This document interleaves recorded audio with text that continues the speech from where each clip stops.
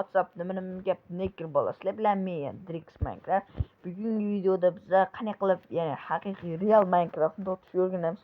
Sizlar uchun men Atayinda eng katta versiyasini aytaman va nega mana bu video Drix o'rmon adashib qoldi degan videoni ikkinchi qismi chiqmayapti desanglar, chunki sizlar umuman men sizlardan 50 ta like so'ragandim. Sizlar bu umuman hattoki 10 ta yig'olmagan sizlar iltimos shu 50 ta bo'lgandan keyin men sizlarga shuni ko'rsataman va hozir maqsadga o'tsak, mana bu YouTube kanalimni past YouTube kanaliga kirasiz, obuna bo'lasiz va pastdagi obuna bo'ling.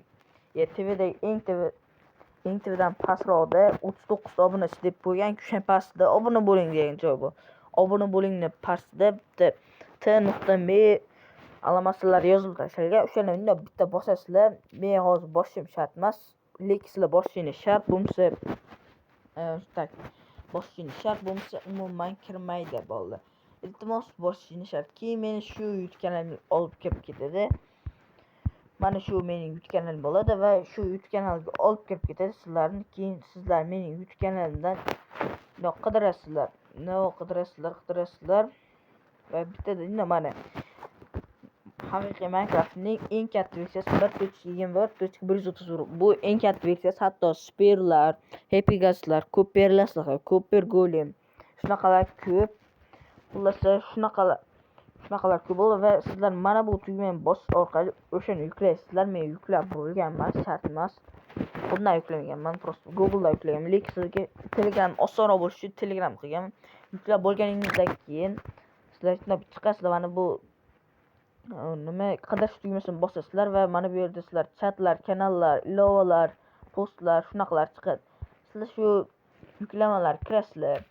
Yuklamalar kirganinglardan keyin sizlarga mana shu yuklagan narsani chiqadi.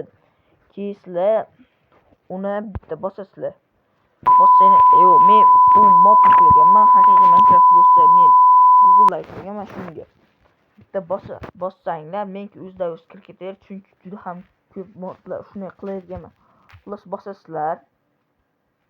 Keyin bosganinglardan keyin sizlarda bitta ilovani ochish degan narsa chiqadi.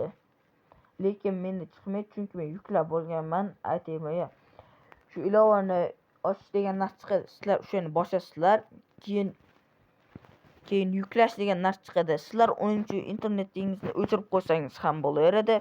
Xullas sizlar o'shani bosasizlar, keyin uni yuklaydi. Keyin islomyapman yo shu mana shu ilovalaringiz paydo bo'ladi. Agar bunda paydo bo'lmasa, sizlar fayllar degan narsaga kirasizlar. Agar fayllar bo'lmasa, files deb qo'ygan bo'ladi, ya'ni files deb qo'ygan bo'ladi. Tak, o'shani bosasizlar bolalar.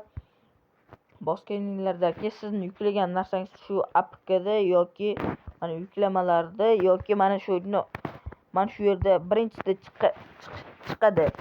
Keyin men aytganimdek ochishni yoki o'rnatish bosasizlar va o'rnatish bosganingizdan keyin uni o'rnatadi. Internet shart emas, aytganimdek. Keyin o'rnatgandan keyin chiqasizlarda qaraysizlar. Albatta u yuklangan bo'ladi. Qani va video like yog'ini bosgan bo'lsangiz, albatta videomiz qisqa bo'lishi mumkin, lekin sizlar uchun bu juda ham asqotadi. Nega sizda yo'q desangiz, men o'zim berkitib qo'yganman. Albatta endi berkitganmizda, endi berkitmasak просто har ehtimol qarchidir va xayr hamma.